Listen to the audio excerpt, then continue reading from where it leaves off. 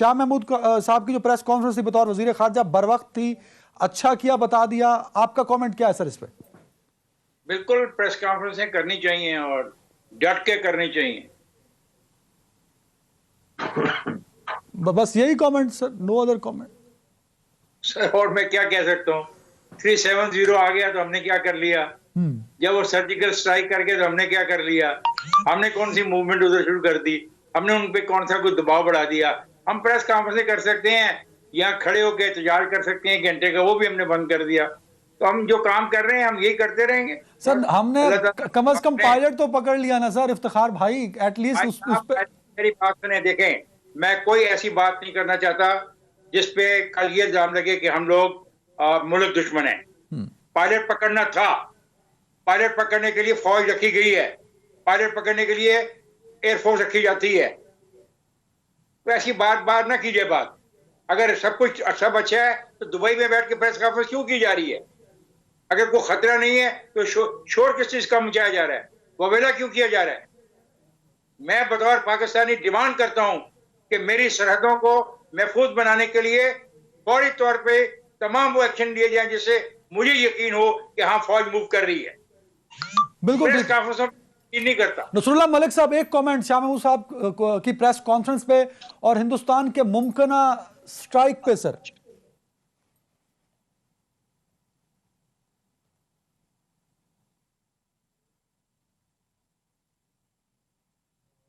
भी तैयार है और पाकिस्तानी अफवाज भी तैयार हैं, लेकिन अगर हिंदुस्तान का जो एग्रेशन है ये दुनिया को बताना ये हुकूमत वक्त की जिम्मेदारी है। हिंदुस्तान जो जारियत का सोच रहा है, एक प्रेस कॉन्फ्रेंस जो भी उन्होंने कहा अबू धाबी में कर दी, इससे पहले 370 के बाद क्या किया आपने? आपके वज़ीर ख़ारजा कितने ममालिक में गए? आपने अपना केस कितने लोगों तक पहुँचाया? डोजियर आपने भेज दिया दुनिया को कायल करने के लिए, आपने कितने अपने वफूद भेजे? आप खुद सोचिए कि जिसने हिंदुस्तान ने कश्मीर पर कब्जा किया वो उसने कितने डेलीगेशन अपने भेजे और कितने उसके वज़ीर ख़ारजा ने विजिट्स किए? आपके सामने अपनी कारकर्दगी। तो इन हालात में जब आप दुनिया को ये बावर ही नहीं करा सकेंगे कि ज़्यादती हिंदुस्तान की तरफ से है, जारियत हिंदुस्तान की तरफ से है और इन्वायरमेंट हिंदुस्तान की तरफ से है, तो फिर फ़ायदा क्या होगा? यानी दुनिया तो अब जंगें अब सिर्फ महाज पे नहीं लड़ी जाती, जंगें अब दुनिया में सफारती तल्लुकात से लड़ी जाती हैं। कौन आपके साथ खड़ा है, कौन आपके मुखालिफ है, इसका आइडिया आपको खुद हो जाएगा। मैं ये समझ रहा हूँ सर, मेरे पास टाइम कम है इसलिए मैं जल्दी से पूछना चाह रहा हूँ। मैं ये समझ रहा हूँ आपके जवाब से कि आप कह रहे हैं कि पाकिस्तान की खारजा पॉलिसी हिंदुस्तान को लेकर नाकाम चली आ रही है। नसरुल्लाह साहब, मेरे ख्याल में आपकी खारजा पॉलिसी को जितना एक्टिव होना चाहिए था आपके, वो इतनी एक्टिव नहीं है। ख़ास तौर पे 370 के बाद जनरल साहब मेरी इस बात से इत्तेफाक करेंगे कि जिस तरीके से हमें खारजा मुहाज पर और सफारती तौर पे जिस तरीके से हमें आगे बढ़ के काम करना चाहिए था, हमने नहीं किया। उसमें अब भी वक्त है, शायद हमें एहसास हो जाए कि हिंदुस्तान के जो जरहाना स्टाइल है इस खत्ते के अंदर, उसको हम एक्सपोज करें दुनिया के सामने। सिर्फ डोजियर भेजने से हम पूरा के व्यूज पे और इफ्तिखार अहमद साहब के प्रेस कॉन्फ्रेंस हम बहुत अच्छी कर रहे हैं, लेकिन दुनिया को कन्वे नहीं कर पा रहे सर। जो नसरुल्लाह साहब बात कर रहे हैं वो बिल्कुल 100% दुरुस्त है कि जितनी कैंपेन, जितनी मुहिम की जरूरत थी हमें सफारतकारी की, वो हमने नहीं की। हमें देखना चाहिए कि भारत भी अपनी सफारतकारी कर रहा है और जब तक हम उससे कहीं ज्यादा नहीं सफारतकारी करेंगे तो हम उसके नैरेटिव को काउंटर नहीं कर सकेंगे, ये बात है। लेकिन जो कॉन्फ्रेंस वहां पे की है, मैं समझता हूँ ये एक अक्लमंदाना कदम था, क्योंकि आपको इंटरनेशनल कवरेज ज्यादा मिला है और वहां पे खास तौर पे अबू धाबी की ये सरजमीन पे बैठ के, क्योंकि वो उनके ताल्लुकात काफी बेहतर हो रहे हैं इंडिया के साथ और वहां उनके घर में बैठ के ये बात करनी चाहिए। फिर उसके साथ ही आप देखिए कि चंद दिन पहले ही ये, चूंकि खबर कोई आज की नहीं है, ये हमें कुछ दिन पहले से इंटेलिजेंस इंफॉर्मेशन थी, चीफ ऑफ आर्मी स्टाफ ने अपने अफवाज को हाई अलर्ट पे किया और जो जरूरी मूवमेंट वगैरह वो पूरी कर दी। तो उस लिहाज से जहां तक तैयारी का ताल्लुक है वो तो तैयार है। आपने सबने ये खबरें भी सुनी, ये हाई अलर्ट वाली, तो वो तो ठीक है कि जमीनी है, लेकिन इसमें सफारतकारी की बहुत जरूरत है ताकि भारत के अज़ाइम पहले से पता हो। कल अगर हम उसका जवाब देते हैं, मुंह तोड़ जवाब देते हैं और जंग बढ़ती है, तो दुनिया को पता होना कि ये शाखसाना भारत की तरफ से शुरू हुआ था, हमने नहीं किया। हमें उस वक्त इंटरनेशनल कम्युनिटी की सपोर्ट चाहिए कि जब जंग मुसल्लत की गई फिर तो हमने जवाब दिया बड़ा जोरदार, लेकिन उससे पहले कसूर तो भारत का जिसने जंग मुसल्लत की। तो ये आज वादे कर दिया गया, तो उस लिहाज से ठीक है, ये बात बिल्कुल करनी चाहिए थी। बिल्कुल सर। इफ्तिखार अहमद साहब, सर आगे बढ़ रहा हूं, सेनेट इलेक्शन को लेके काफ़ी इख्तलाफात अपोजिशन और गवर्नमेंट की जानिब से खड़े हो रहे हैं सर, इसकी वजह क्या है? सबसे पहले तो मुझे ये बता दिए, फिर मैं आगे चलता हूँ। इलेक्शन कबल वक्त, शो ऑफ हैंड्स और उन सब पे डिबेट हम करते हैं। इलेक्शन, सेनेट इलेक्शन पे इतनी गर्मा गर्मी क्यों खड़ी हो गई सर दिसंबर में? ऑप्शन है बिलावजह वक्त ज़ाया करना और टाइम देना टीवी चैनल्स का, अखबारात की शायद सुर्खियां बनाना, और तो कुछ भी नहीं है।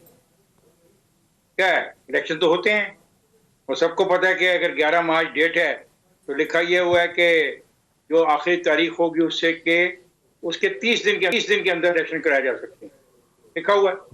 कोई नई बात तो नहीं हो रही। जहाँ तक शो ऑफ हैंड रही, वो एक कॉन्स्टिट्यूशनल मैटर है।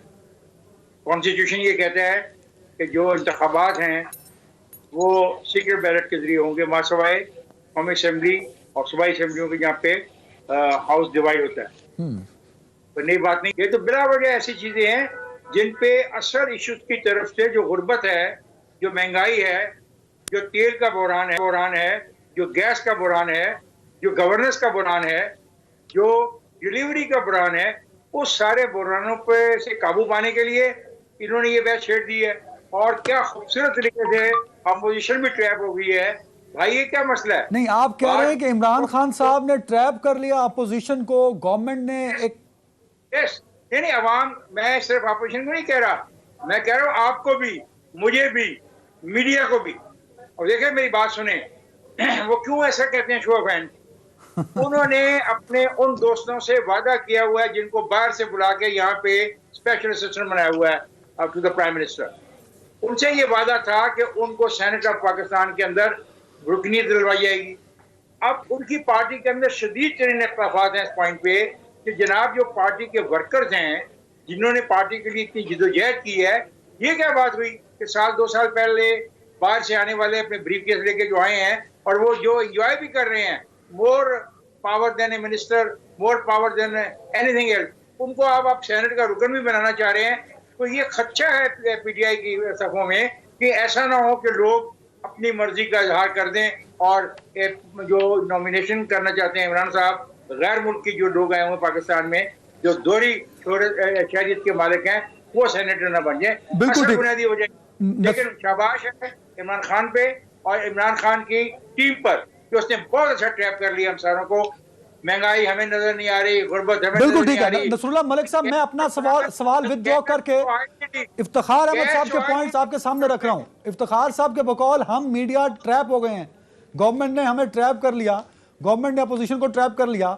एक पॉइंट इस पे कमेंट कर दीजिए। दूसरा, इफ्तिखार साहब के बकौल इमरान खान साहब पीटीआई शो ऑफ हैंड इसलिए चाहते हैं कि अपने मकासद हासिल कर लें। हॉर्स ट्रेडिंग रोकना मकसद नहीं है, मतलब एक एक्ट इसलिए किया जा रहा है कि नए तरीके की हॉर्स ट्रेडिंग को मुतारिफ कराया जा सके। नसरुल्लाह साहब, देखिए, पहली बात तो ये इफ्तिखार साहब बात कर रहे हैं, यानी मीडिया के पास वही चीज़ ज़ेर बहस होगी जो आज का पॉलिटिकल एजेंडा होगा। आज अगर रैली होगी तो उसमें मीडिया पे ज़ेर बहस आएगी, जलसा होगा ज़ेर बहस आएगा, और फिर आपकी हुकूमत और अपोजिशन, आप खासतौर पर इस हुकूमत के दौरान आपने देखा होगा अपोजिशन की प्रेस कॉन्फ्रेंस, उसके जवाब में 5-6 प्रेस कॉन्फ्रेंसेज। जब ये हर वक्त यही होगा तो फिर मीडिया पर यही डिस्कस होगा, मीडिया उसको इग्नोर तो नहीं कर सकता। दूसरी बात जो इफ्तिखार साहब बात करें, बिल्कुल इसमें कोई दूसरी राय नहीं है कि जो दोस्त उनके साथ इस वक्त बैठे हुए हैं और बहुत से जो ऐसे तर्जमान हैं जो मेरे ख्याल में तमाम हदें पार करके तर्जमानी करते हैं, उनकी ख्वाहिश है कि वो सेनेट में चले जाएं। अब सेनेट में पार्टी के बाकी लोग, यकीनी बात आपको पता, पाकिस्तान की सियासत में कुछ चीज़ें बड़ी कम्प्लेक्स हैं। इफ्तिखार साहब मुल्क की सियासत में बड़ी गहरी निगाह रखते हैं। आप मुझे बताइए कि धड़ेबंदी होती हैं, परवेज़ खटक साहब की ख्वाहिश होगी ना कि वहाँ से उनके सेनेटर आ जाएं। इसी तरीके से महमूद खान साहब के ग्रुप जिनको वो लेके हुकूमत में बनाई, जब उन्होंने, उनकी ख्वाहिश होगी कि उनके अपने ग्रुप के लोग भी आएँ। लेकिन इसके साथ साथ जो लोग इस वक्त इमरान खान साहब के अंदर बैठे हुए हैं, जो ये मीडिया लगा के बैठे हैं, सेनेटर तो उन्होंने बनना है। सर, आप वर्किंग जर्नलिस्ट हैं, आपके ख्याल में शो ऑफ हैंड का कानून कबल वक्त इलेक्शन ये किन लोगों को मैनेज करने के लिए, मतलब 1-2 नाम अगर आप बताना चाहें जो जिनको सेनेटर बनाने की ख्वाहिश या मजबूरी हो सकती है इमरान खान साहब की या पीटीआई की? सर, बड़े जल्दी आपको नजर आ जाएंगे, कुछ तर्जमान नजर आ जाएंगे वफाक में, और कुछ आपको जो है वो मुआने खुशी है। बड़े वाज़े अंदाज में उन्होंने बता दिया इफ्तिखार साहब ने कि अब उनके नाम पर मशहूरी करने से फायदा ये है कि मैं तो नाम पूछ रहा हूं सर, आप दोनों सहाफ़ी हैं, नाम में अगर उनकी मशहूरी ना ही करें तो बेहतर है, ताकि उनको और प्रमोशन मिल जाएगी। जी जी, इफ्तिखार साहब बता दें, इफ्तिखार साहब बता रहे हैं जी, इफ्तिखार साहब। पहली बात है मेरे दोस्त, जो इलेक्शन है ना सेनेट का, ये इसमें पहली प्रेफरेंस होती है, सेकंड प्रेफरेंस होती है और थर्ड प्रेफरेंस होती है। ये एक बहुत टेक्निकल किस्म का इलेक्शन होता है, ये ऐसे नहीं शो ऑफ हैंड से हो सकता, और इसके बारे में कॉन्स्टिट्यूशनल अमेंडमेंट करनी पड़ेगी। एक बात, वक्त के बारे में मैंने कह दिया, मैं आपको इस प्रोग्राम के बाद मुझे आप अपना टेलीफोन नंबर भिजवा दीजिएगा, मैं आपको कल का कानून की जो लॉ है वो भिजवा दूंगा, क्लियर। नहीं सर, ये तो टेक्निकल बात होगी ना। मैं तो, मेरे साथ पाकिस्तान के 2 मंजे हुए साफी बैठे हैं, मैं ये तो कर क्या ही नहीं रहा कि आप कंफर्मेशन दें ना, आप जराए से बता दें कि इन लोगों को सेनेटर बनाना चाहते हैं, मतलब to be very honest sir, एक साफी बता सकता है नाम? शहजाद अकबर साहब, शहजाद अकबर साहब, जुल्फी बुखारी साहब, जुल्फी बुखारी साहब, शहबाज गिल साहब, शहबाज गिल साहब, और कितने नाम पूरे कर दिए आपने? नहीं नसरुल्लाह साहब, नहीं नसरुल्लाह साहब, एक ना तुसी भी पा लो सर, नसरुल्लाह साहब एक ना तुसी भी पा लो सर। मेरे दोस्त, नहीं काफी नाम उन्होंने, नहीं मेरे दोस्त ऐसी बात नहीं। देखें, मुझे एक बात बताएं कि ये कोई इशू है वैसे भाई? इशू मेरा जो है, जिसको नसरुल्लाह भी नहीं मानता, नसरुल्लाह भी मेरी इस बात से इत्तेफाक नहीं करते, बिकॉज ये बहुत मेरे से सीनियर है उम्र में, कि देखें नहीं सर, आप बड़े सीनियर हैं हमारा, हम आपके शागिर्द हैं। कुछ और है, मेरा इशू है जिस तरह अभी मेरी दाढ़ी और बाल सफेद है सर, आप, ये सीरियस मामला है। दुबई में प्रेस कॉन्फ्रेंस करना एक संजीदा मामला है। पहले भी हुकूमत के तर्जमानों ने ये इशारा दिया था, गालिबन 15-16 दिसंबर को किसी मुतवक्का सर्जिकल स्ट्राइक का, जिसका तस्करा जनरल साहब कर रहे थे, कि रेड अलर्ट के ऊपर जो हमने अपनी फौज को किया। ठीक है, अब सवाल है, संजीदा मामला तो ये है, अब क्या होगा? हम अगले इलेक्शन होगा, अगर फरवरी में होता है तो जनवरी का पूरा महीना ये बैच चलती रहेगी, फिर ये कोई अदालत में जाएगा, फिर अदालत से वापस आएगी, फिर अदालत की प्रोसीडिंग होगी। वो क्या यार, मुझे ये बताओ, मुझे गैस क्यों नहीं मिल रही मेरे घर में?